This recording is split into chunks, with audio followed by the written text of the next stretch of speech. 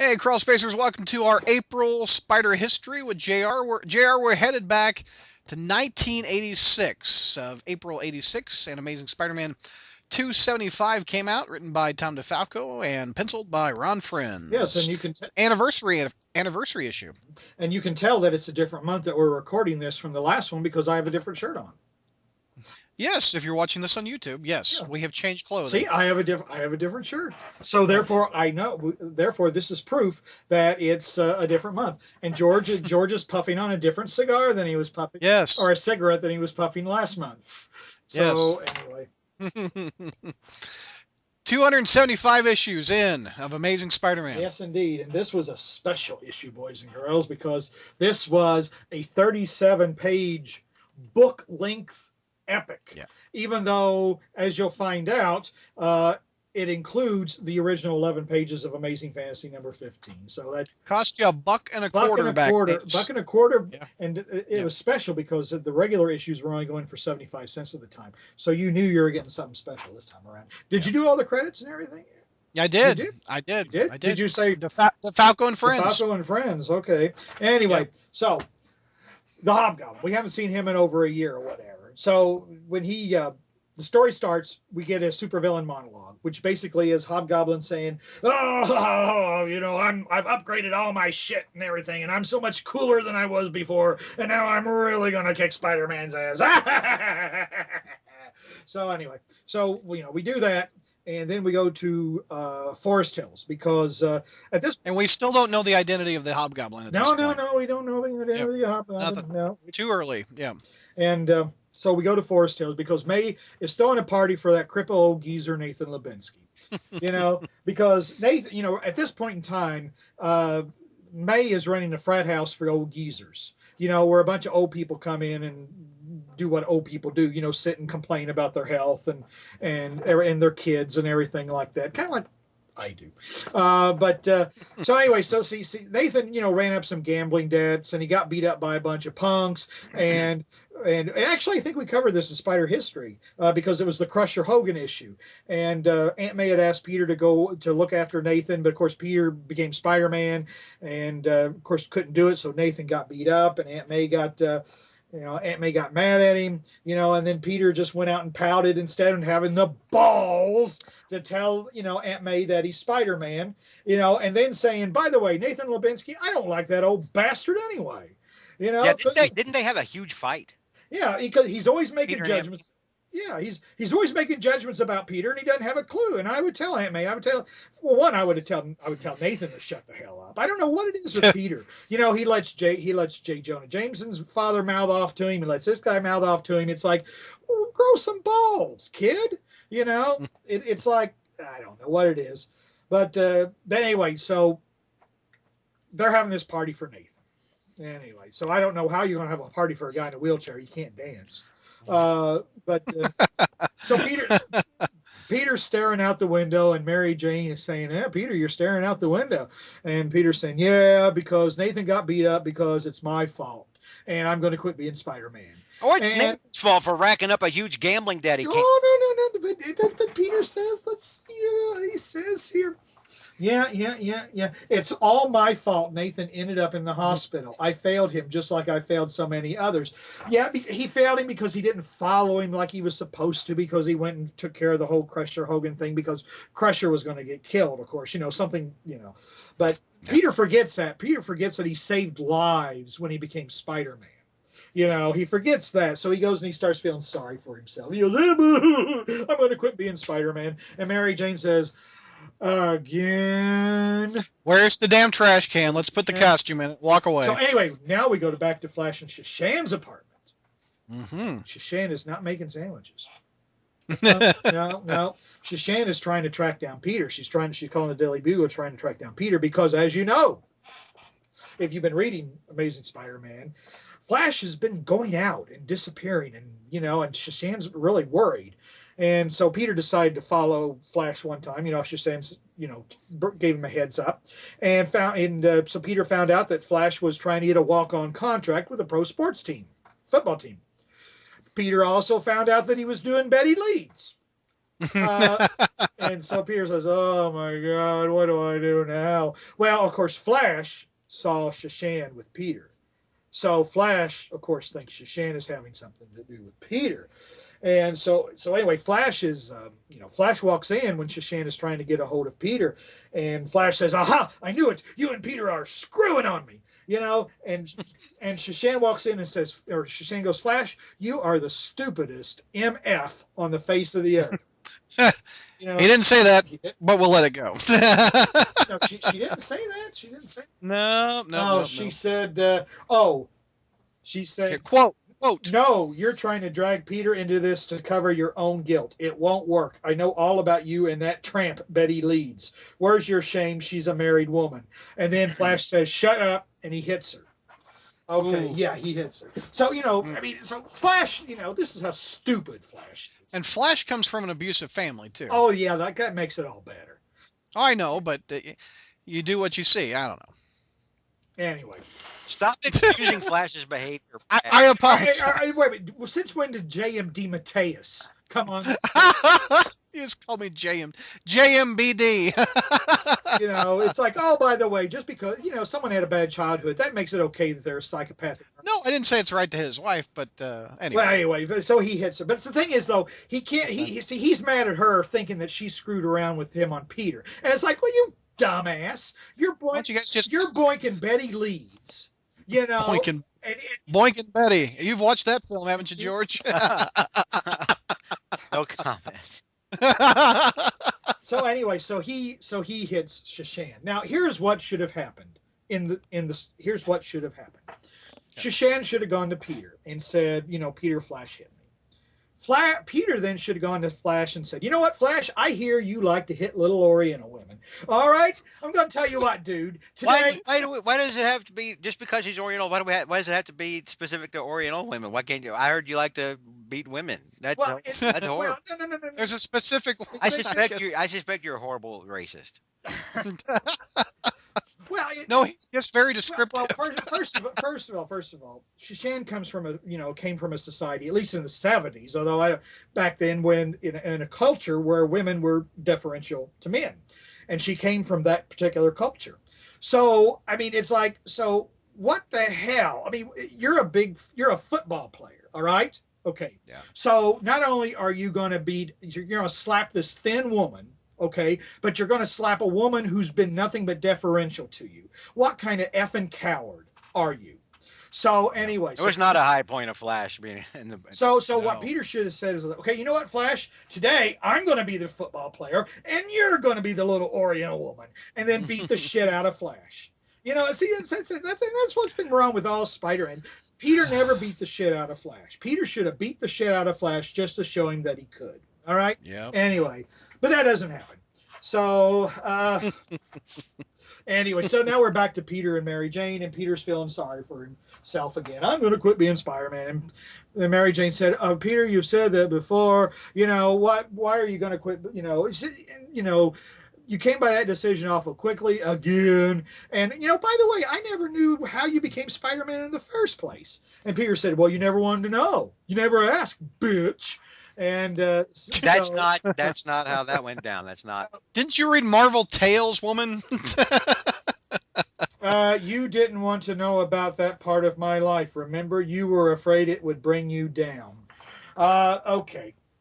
But anyway, Peter. So Mary Jane then says, "Well, Peter, no, I really don't want to know. I really don't care. But you see, normally comics are selling for 75 cents, all right? But Marvel is charging $1.25 for this one. And part of the reason is they're including a reprint of Amazing Fantasy number 15. So you better tell me how you got your powers." Oh, okay. So, Peter segues into that, because so we get the original Amazing Fantasy number 15. There we go. Oh, look on that other page. It's an ad for the Power Pack drug abuse. No. Sexual abuse. Oh, sexual abuse. The one with the guy that looks like Uncle Ben. Ways to prevent. Wait. Oh yeah. Wait. Did you send off for that?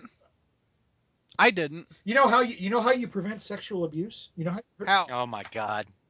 You cut story time with JR. Let's hear it. No. It's like, how you prevent sexual abuse is after you cut the dicks off the sexual predators. And they never do it again. I don't understand. It's like, you know, there you go. Anyway.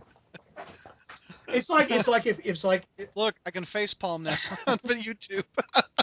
you know, and it's amazing. Both you and George can face palm without any interference. You know, I mean, you just like with somebody like me, you know, you don't really hear anything, you know. But when you guys do it, you hear this smack, you know. So that doesn't sound good either. No. No. I'm so sad right now. Yeah. Wait a minute. Sadder than when Brad was telling bad jokes earlier on.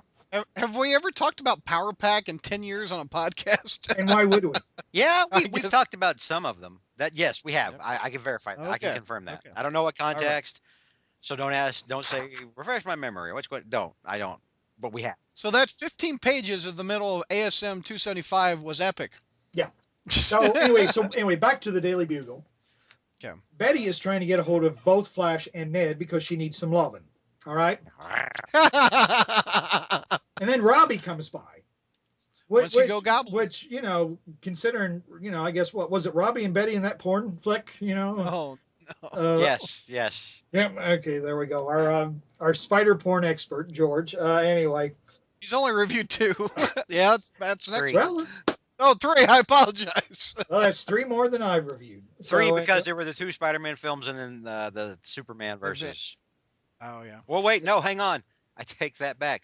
We didn't do the second Spider-Man. We did the Avengers, in which Spider-Man was in it. How many years ago was that? We need That's to like see if there's 3. No, there have been. I've told you this several times. I'm like, yes, they are. And because people have said, are you going to, every now and then, like twice a year, people are like, are you going to review the porn stuff anymore? And I said, that's all up to Brad. But yes, there was more of that. Feel free. No, that you have to trigger that. That's not something I just go out and do willingly. If you ask it of me, I will. My favorite line of that podcast was, you went out and rented it, you put it in your Blu-ray player, and your Blu-ray player looked like you just injected it with an STD. No, my Blu-ray player didn't want it. My DVD. Blu-ray player's like, dude, don't put this in me. Don't put this Don't in do me. it, dog. I'm Don't. not going to play it. There's no telling where this has been. When the cute gal working behind the counter said, "Oh, this is one of our most popular rentals," and I'm like, "Great! Everyone in Denton County, every put it pervert in in the Denton County tray. has had their hands on this. Thanks for putting it in my hands." Oh my God! Oh. JR just Holy took it out of cow. a 2-liter bottle. He doesn't even give. JR sipping from a 2-liter. Wow. It's getting that bad, boys and girls. That's a man who hates life but loves living. All right. Anyway, back to the Bugle. Oh yeah, Banging that's right. Betty. That's right. That's Banging right. Betty's looking for loving. So anyway, Robbie comes by. And Robbie says, "Boy, Betty, you're looking depressed and everything. What's wrong with you, little girl? You need a little pick me up." And Betty says, "Oh my, you know, it's like, oh, I love Ned so much, but you know, he's never around, and you know, you keep giving him all these undercover assignments where he disappears for weeks at a time." And it's like Robbie's going, "Undercover assignments? I haven't been giving Ned any undercover assignments because, as you know, we've got to tease the Hobgoblin mystery. Because earlier in a panel, someone was saying, 'Hey, has anybody seen Lance Bannon?' You know, and it's like just out of random or whatever. So you know, we got the Lance Bannon. Is Lance Bannon the Hobgoblin? Is Ned leads the Hobgoblin? Because then Ned comes looking for Flash at the apartment. He visits Shashan, and Shashan says, "I don't know where that bastard is, and I don't care." And then Ned confronts Flash on the street and says, "Stop screwing my wife." And Flash says, "Well, if you were man enough, she wouldn't be looking for it somewhere else." And then he bops Ned. And then Ned, says, "Oh, you're going to pay. You're going to pay bad." So you got to think, oh, okay. So anyway, so Ned's, and then the Kingpin's here. Okay. The Kingpin is is mused because see, the Rose and the Hobgoblin right now are a team. They're an item. They're a pair. And the Kingpin's saying, "Well, I've never seen underneath the Rose's mask, but if he's the person I suspect he is, I truly regret the war that is going to happen between us." So, but this is probably reflects on who DeFalco had in mind to be the Hobgoblin and the Rose, which was not what Roger Stern had in mind. But we'll get. Who do you think DeFalco wanted to be the Rose? DeFalco wanted Roderick Kingsley to be the Rose. Which okay, and he wanted Ned Leeds to be the Hobgoblin? His idea was that Richard Fisk was the Hobgoblin. Oh, flip that. Okay, I see. So anyway, Hobgoblin. We're back to Hobgoblin. Hobgoblin's flying around because, like you said, he upgraded all of his stuff, so now he's going to kick Spider-Man's ass. Well, Spider-Man's not around because Spider-Man's sulking somewhere because I didn't save some old cripple from getting beat up because he ran up a bunch of gambling debts and things like that, and I went and saved somebody else's life, but I'd rather feel sorry for myself here and put bamboo sticks under my fingers or whatever, just like what happened to Stick. Anyway, again, Brad hasn't seen that yet. Well, but it'll be a spoiler. You're a goddamn monster. JR. I am? Yeah. Oh, that's right. That's right. Little bit. Little bit. He's got a goblin That's in him. right. That's And a little bit of the bastard. I was about to say, I thought the little goblin was keep minding his own business, but anyway. Let's see here. So Hobgoblin says, I'm going to fly around and catch Spider-Man's attention so I can kick his ass. Well, Spider-Man doesn't come. He says, I got to get Spider-Man's attention. So what am I going to do? Hey, there's this little Oriole girl. I think I'll snag her. So anyway, so he picks up Shashan. And then, of course, the media picks it up, says, oh, look, there's a Hobgoblin there with a little Oriental girl. And Mary Jane says, and Peter says, screw it. I don't care about anybody anymore. And Mary Jane says, what, you're just going to let him hurt that little Oriental girl? And Peter says, no, I guess I'm not. So anyway, the Hobgoblin then decides to insult Shashan and says, I picked you up because you're ugly. Well, that's pretty well what he says. He says, I picked because I find it hard to menace attractive women because I have a thing for attractive women. And he really does say that. And then, Spider-Man says, well, gee, it's not bad enough you picked her up. You're going to insult her too. And so Hobgoblin throws Shashan out in the air, and so Peter flashes back to guess what? And we Gwen even Stacy. see a little ghost of Gwen Stacy. He saves Shashan, but he hurts his arm. And then Hobgoblin, because he hurts his arm, he's now at a competitive disadvantage with the Hobgoblin. Hobgoblin zaps him. He's laying there on the ground. And Hobgoblin says, aha, I'm going to kill Spider-Man. And then next issue, Unmasked at Last. Which we covered on Fight Club. The Unmasked at Last issue or this issue? The Unmasked. Yes, because 276 you see Spider-Man holding the Hobgoblin's mask and the Hobgoblin being led away, and it's like, I never guessed in all these years it was going to be him, and of course it turns out to be Flash Thompson. That was Flash, a great issue. It was a good MacGuffin for the overall Hobgoblin story, Yes. but it was such a great issue. Period. It really was. It was. That was a stupid MacGuffin. I mean, first of all, Flash Thompson. How could it? No. Flash Thompson does, barely has two. You didn't like the Secret Wars, so you wouldn't know what the hell's good anyway. So Flash- on it, Potsy. Flash Thompson. Flash idolizes Flash superheroes. Thompson I thought didn't have two working brain cells in his entire head, and it's like, how could anybody think that he The could issue take? made it clear that it wasn't him. If you go back and really read it, Wait. The issue makes it clear that, well, of course it wasn't the Flash. context clues. Yes, you're like, okay, this is probably. It wasn't not Flash. really. No, we knew it. OMFG. We knew it wasn't Flash, but the idea that Peter would believe for a second that it was Flash. Well, Peter doesn't know everything the reader needs, or doesn't know everything the reader knows. No. Peter has fought the Hobgoblin. Oh. He's listened to the Hobgoblin. He's exchanged insults and barbs with the Hobgoblin. He knows how the Hobgoblin talks. The Hobgoblin talks like he's got more than a 5th grade education. He's a little. Flash Thompson has a 5th grade education, even though he made it to the 12th grade. I'm not No saying one. that it was plausible that he could be, but I'm saying right then, after he just fought the Hobgoblin, pulling off the mask, he's like, "Oh my God!" And that's what he was reacting to. I can see that in the heat of the moment. So the other Hang on, I'm not issue done we have with this month, JR's smoking it like it is. You want to go web or you want to go spec, JR? Let's do Spec. Okay, Let's spec. bastardize that next. Spec. Spectacular Spider-Man number 113, written by Peter Yes. David.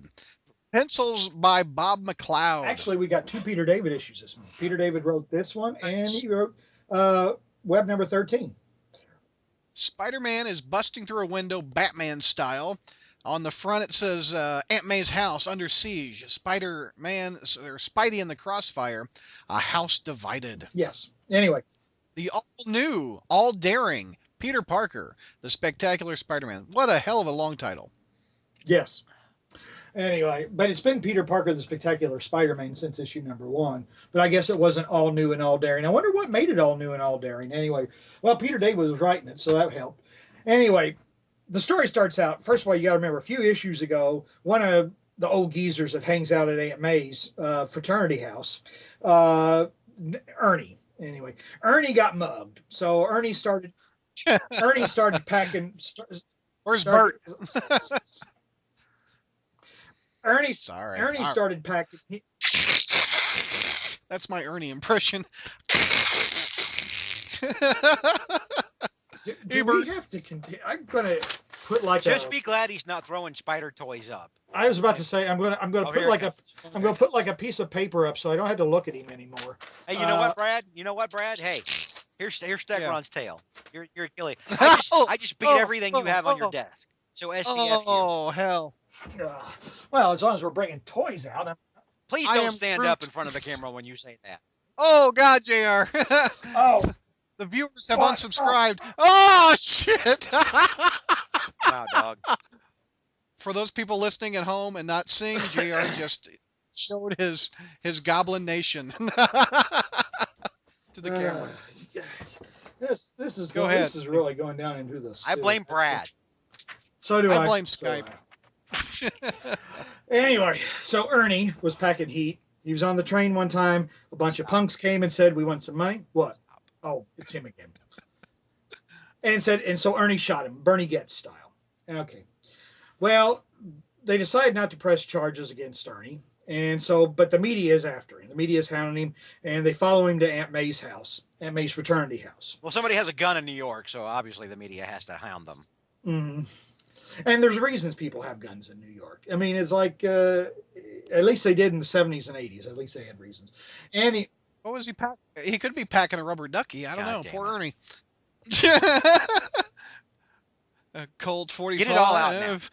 Get it all out now. All the Ernie puns, all of it. You make you make shooting ranges lots of fun. Keep going. Rubber duck. I am too old for this. It's like 12. You're the Danny Glover of this podcast. It's like 12:57 a.m. and I'm listening to these puns. I mean, it's oh my heavens. Anyway, I'm going to write a letter to my senator. Ted? Trust Ted. Oh my God. We don't want to get started on that. Oh yeah, let's not Anyway. So, the media is following Ernie. Ernie's just having a, dickens of a time. Well, anyway, the punks that Ernie shot are holding a grudge. And it's like, this is pretty well how punks think. We tried to steal some money from an old dude and he shot us. Well, that's his fault. We're going to get revenge on him. Other than, the fact that we shouldn't have been trying to steal money in the first place. But, hoods never think that way. So anyway, so they're going to get revenge on Ernie. And so, but Peter now is at the Daily Bugle offices, and Joey Mercado, being the reporter at that time, said, "Peter, You liked her? Papa likes." Sorry, JR. Joey Mercado's always been hot. You liked her to cover your beat, huh? That's my fault. That one's on me. My bad. Sorry, JR. Anyway, so Joy Mercado. Once you go, Joy. so anyway, to my fan there, Kate Cushing, who's I guess the publisher of the Daily Bugle now, because Jonah's off doing Now magazine or something like that. This is some anyway. Ernie won't talk to the media, but they figure since she's hanging out at Aunt May's fraternity house that Peter can get them an in. So anyway, Peter takes Joy there because Kate makes him an offer he can't refuse, basically saying, you need money, you need a job, so do this for us or whatever. So they go there, and the police are already there because earlier Mary Jane and Aunt Anna were going to the fraternity house, and they saw the punks start to climb into the window, so they called the cops. So the cops are surrounding the house, and now we got a hostage situation. And Peter says, I'm going to go in there and kick all those guys' asses. And Mary Jane says, no, Peter, you don't want to do that because, right now you are, really high, really emotionally all screwed up right now. You're going to go in and you're going to screw it all up. Let everything calm down. Let the police do their job. Let the event do it. Huh? Today it would be let the Avengers do it. Yes, that's right. And the Avengers would show up and they would dominate the story, and then we would say, oh gee, we paid another $4 for the Spider-Man comic, and we got the Avengers. And then the punks would beat back Thor and Hercules, and then Silk would have to come in and save everybody. And then Ernie would join the Avengers with Bert, and all is good in the world. No. Poor Ernie. But then By the way, Poor JR. real quick, you know the origin of Bert and Ernie, where Jim Henson got Bert and Ernie's names A Wonderful from? Life. Very good, very good. Oh, I That never should put be- that should- together before. The cop and the cab driver. Well, I think aren't they No, angels though? Bert and Ernie are the cop and the cab driver. Oh, okay. I thought they were angels. I'm sorry. Clarence.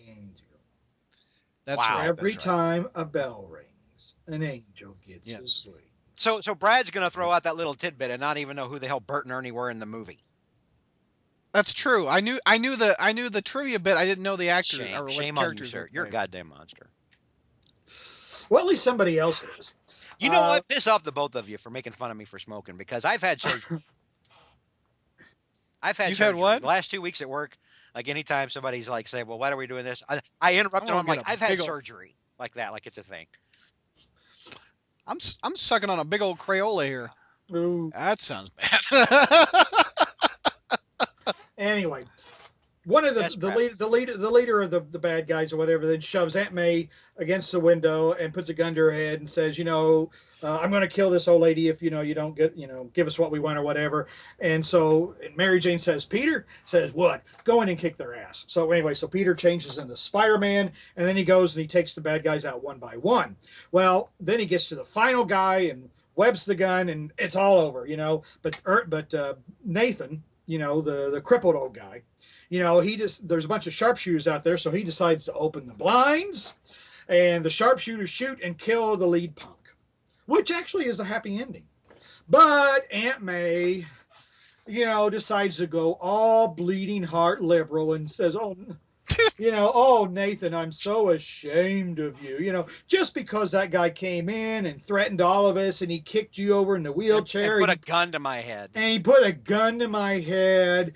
Oh, you shouldn't have done that. And it's like, boy, this old woman really is a dingbat.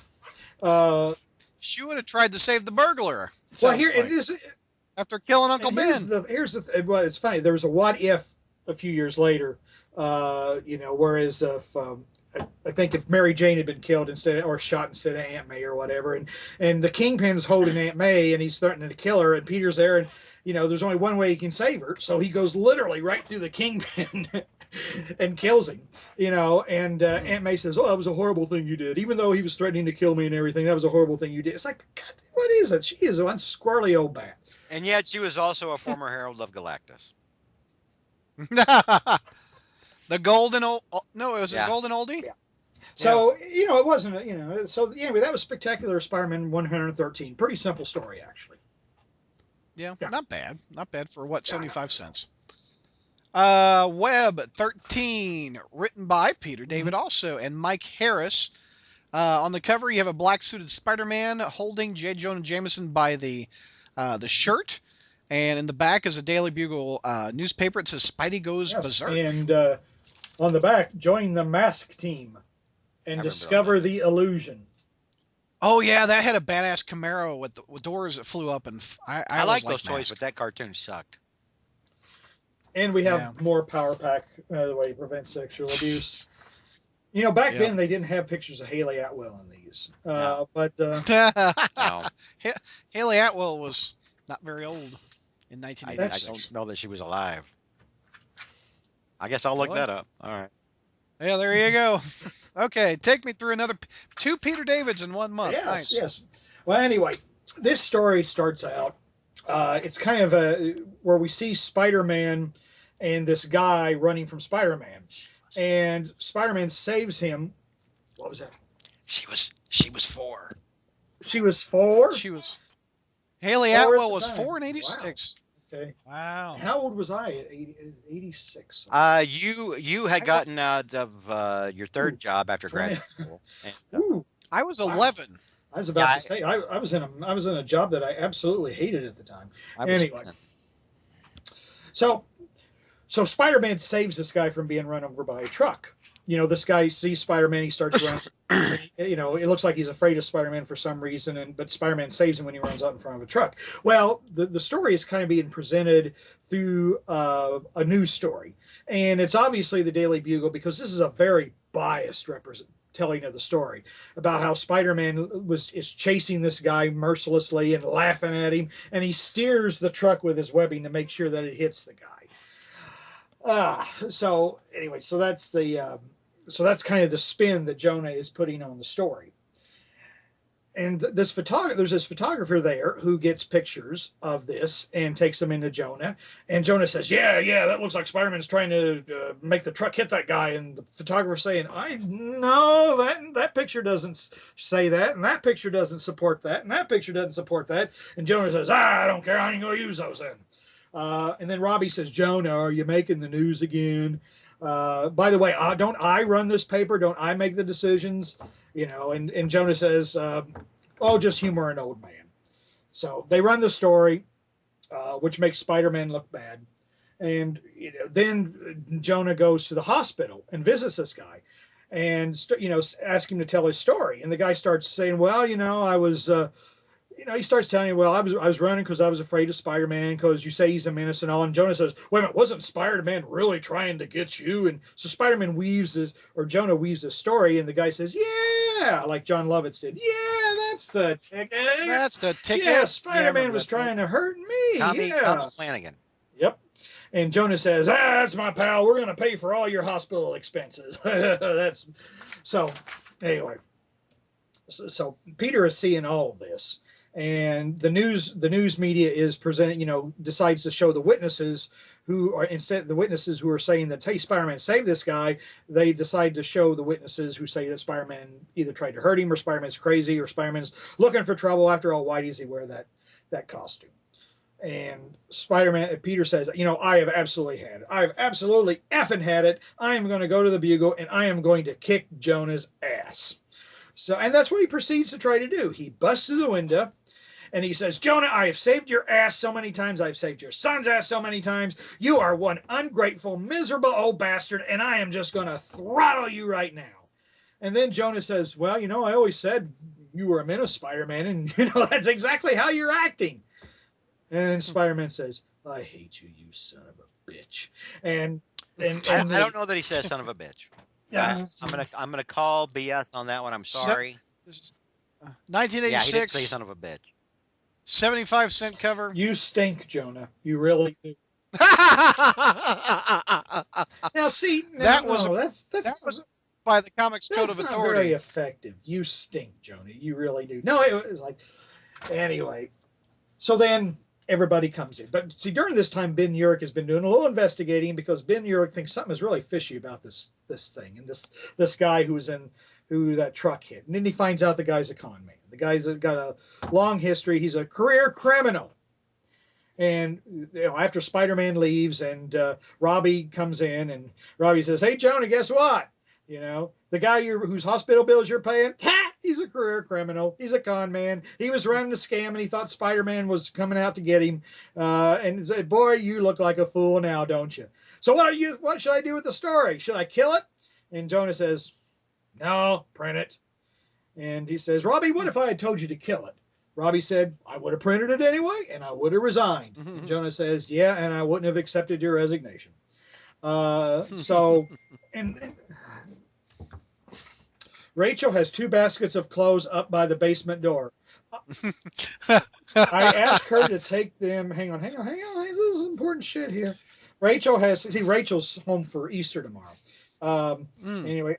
That's his oldest daughter. Thank you, Dan. Dan Slott. I should have her come down, and I should say, Rachel, my oldest daughter, who's at grad school right now, who came from Easter. How are you doing? And she would have said, Dad, my dad, who screwed my mother all those years ago and gave birth to me.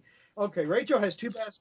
JR does slot Rachel talk. has 2 baskets of clothes up by the basement door. I asked her to take them downstairs to get them out of my living room, and she refused, as did Spencer when I asked if this is real. Personal. I better not read the rest of this. Anyway.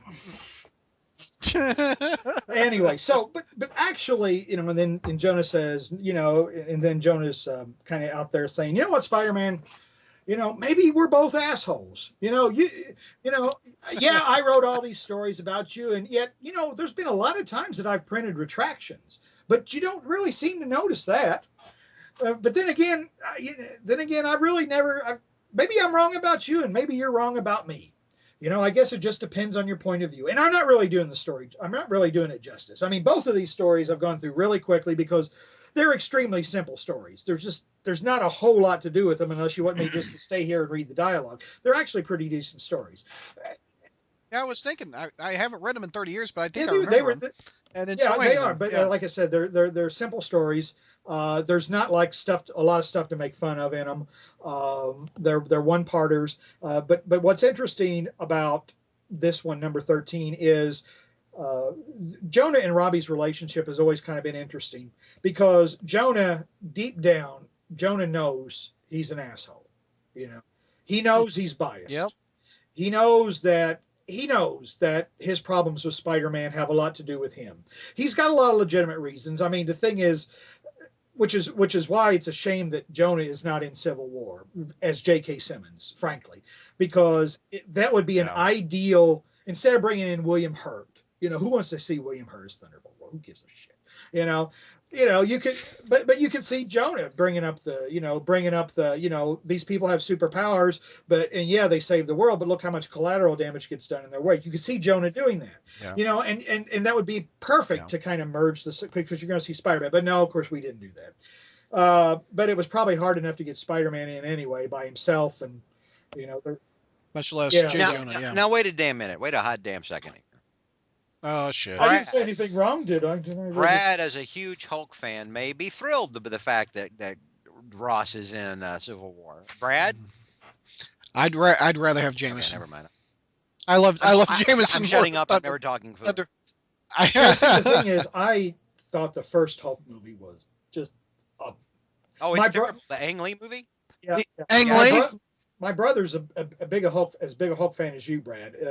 But in fact, the Hulk was his favorite superhero, and he said that the first Hulk movie was 15 hours of good stuff and 2 hours of a root canal.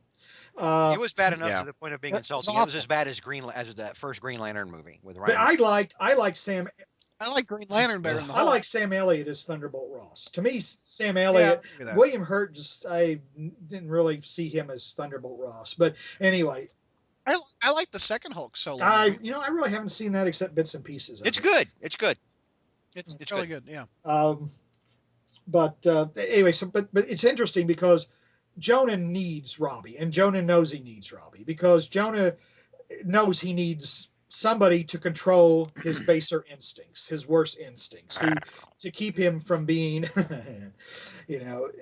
And so it's so, and Robbie knows that that's the function he serves. Now, why Robbie puts up with Jonah all the time, I don't know. You know, that's always kind of something I don't know that they've ever really explained. But maybe it's because he realizes that Jonah needs him, and it's kind of a symbiotic relationship. You get that the two have known each other for decades. Mm-hmm. You know, that they have all this backstory that we really has never really been thoroughly covered. You know, that'd be a great story. How did Robbie meet Jameson? Story. Well, it depends on who tells the story. That's true. Yeah. That's true. But it's and you know, because it's a good one pager. I mean, that kind of just shows the depth of the you know, you like you said, George, you get an idea that, you know, these two guys have been around a long time. They know each other's secrets. They know each other's demons. They know each other's, you know, and Robbie is the only person that really, other than his wife, Robbie's the only other person that Jonah will listen to. I mean, and you know what I miss, just real quick. Mm-hmm. I miss because this was shot all over during Brand New Day, but before One More Day and Brand New Day, before, you know, the Spider-Man universe's downward spiral, back in the day, it was pretty clear that Robbie knew that Peter was Spider-Man. Mm-hmm. I mean, it just was. The first time as a kid I noticed it was in Kraven's because Last of Hunt. always like the side comments he would make to Peter where he was really talking to Spider-Man. It was just so obvious. It was the way Commissioner Gordon knew that Bruce Wayne was Batman, but he just didn't care. Mm-hmm. But now that's gone. So yeah. And then I missed the whole Daily Bugle cast. in my Spider-Man Yeah. comics. Well, they've been Well, replaced by the Yakuza or whatever that is now. I don't know what's going on. I don't know. Yeah. The Yakuza. That's his supporting cast. So yeah, but no, it was so. Like I said, I've really not done this story justice, or even the other one. But they were both good. I mean, again, it's Peter David's Spider-Man, and back when Peter David was actually allowed to tell his own stories. Yes. So Yep. this was a good month actually. But the Hobgoblin thing though was kind of getting beyond George's little rant and tirade there a little while back. The Hobgoblin mystery was really running thin by this time. And I guess that was part of the reason that I was getting frustrated with it, because it was like, really. We're like 3 years in, aren't we? Yeah, see, 275 minus 238 is 37. 3 years in. But the thing is, though, all the clues that Stern was going to leave about it being Kingsley had never been laid because Stern left the title. Wow. Yeah. Stern, you just said Roger. I'm pretty sure Uncle Raj is. Did I say Stern hadn't been? He just hadn't laid the.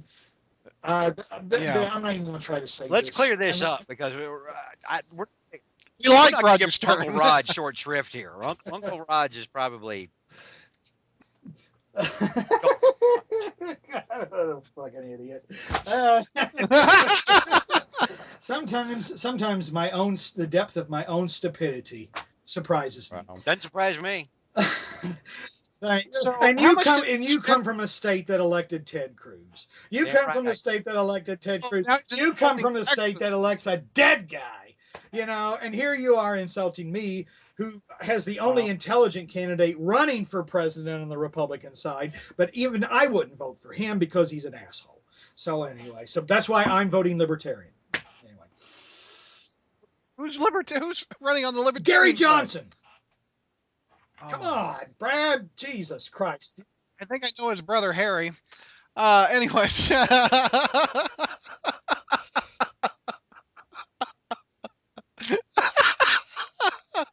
All right. Was this a good month in 1986? About 6-7 seconds ago. Yeah, I was about to say it wasn't.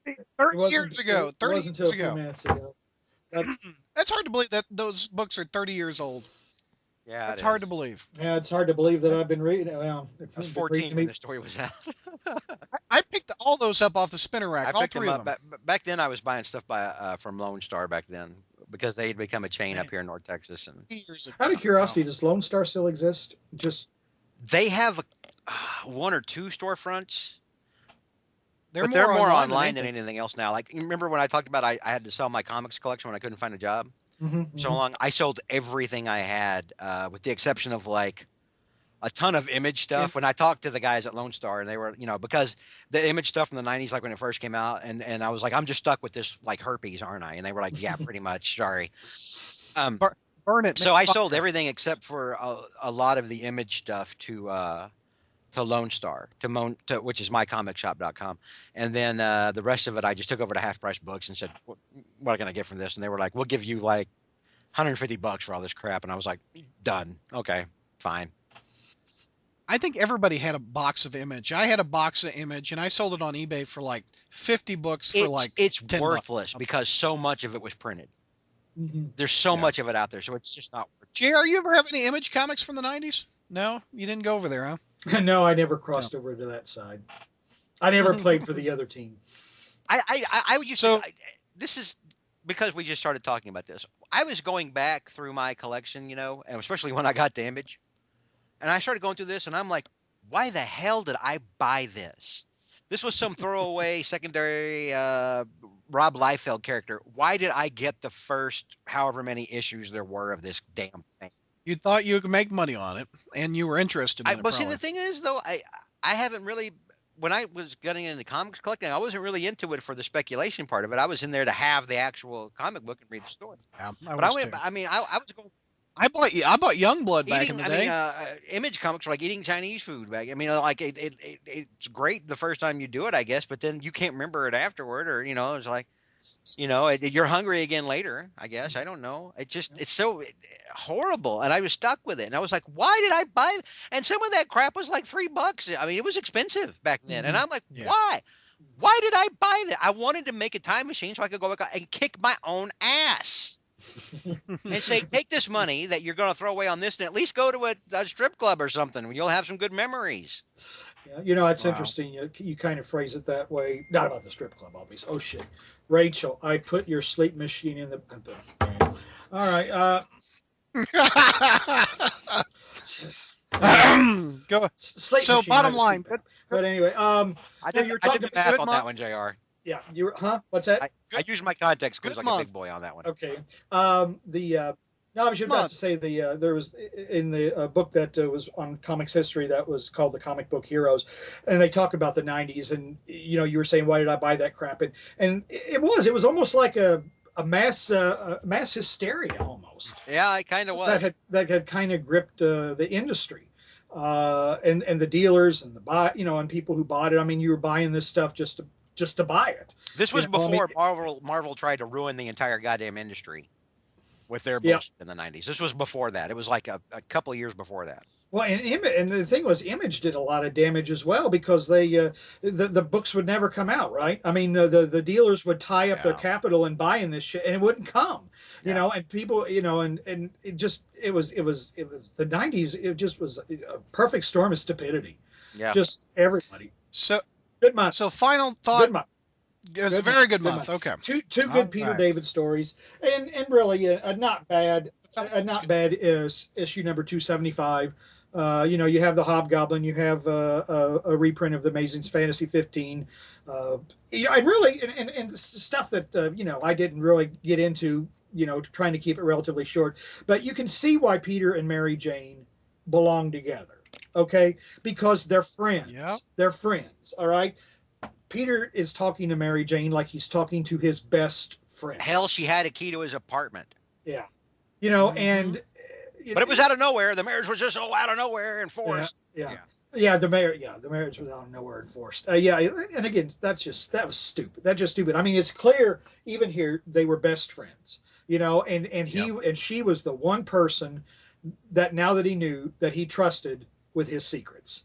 And you know, it just the reason they got married so rapidly at the time was like he finally realized it. I mean, if you read, I think like the issue of Spectacular beforehand, I think it was Spectacular. I'm not sure, but basically he has this brief fling with Felicia again, and then Felicia runs, you know, leaves him again, and so he's sitting there feeling sorry for himself, and then Mary Jane comes and says something, and she walks out, and Peter's sitting there, and he sits there and he goes, "Wait a minute. What the hell am I doing?" And then he runs after her. You know, it's like the best thing in my life just walked out the door, and he finally realizes it. So no, it wasn't a rush deal. I mean, it was two people finally realizing that, holy shit, you know, we really are meant for each other. But that's always been the weakest argument for any of the for all the marriage haters. That's always been the weakest goddamn argument. I mean, well, no, all the arguments are weak. All the arguments are weak. They are. And I was thinking about this whole, and I know we're tangenting here, but I was thinking about this whole, you know, how the hero, you know, this is a happy ending, and it's like, you know, I mean, beyond I don't consider marriage a happy ending. Yeah, but beyond my own jokes about it, it's like, but that's not the end of your story. That's the beginning of another story, and another set of problems, and another set of complexities, and another set of issues. That is not the end of your story when you get married. And why do they think this? But anyway, we've been debating this for years, and it won't get changed anytime it's not soon. gonna get changed.